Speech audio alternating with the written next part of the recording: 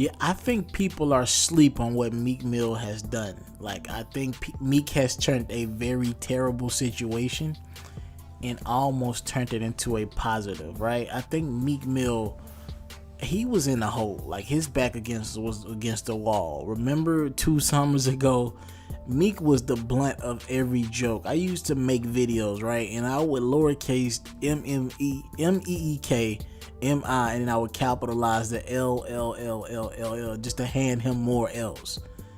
Alright? Meek was the blunt of every L joke. We were handing Meek Mill L's first after that Drake situation.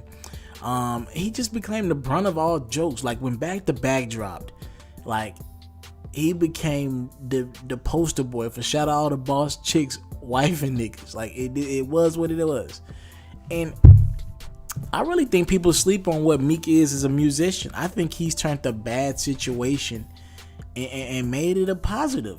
You listen to a record like Left Hollywood, right? And Meek just dropped that on his little Meekend Music EP that dropped on his birthday.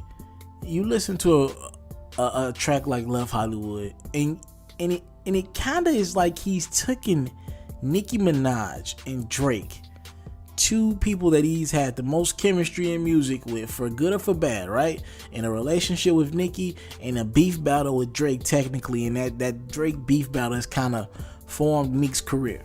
You've taken 2 people who've, from a social media standpoint, benefited him the most, right? Meek, the Drake beef got him a lot of fame, for good or for bad. Everybody picked it up, and he was with Nicki, and you know that what comes with that, right? Nicki's that big of a star.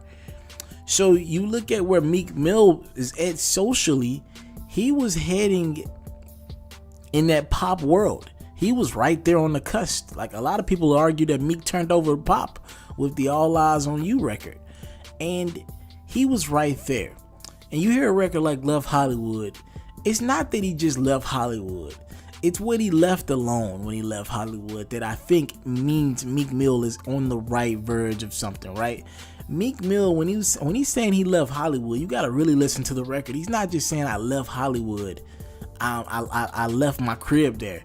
He's saying I left Nicki Minaj. I left everything that came with the fame that wasn't for me. That kind of chick wasn't for me.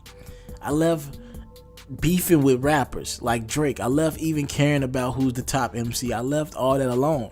I left it in Hollywood. I ain't want it no more.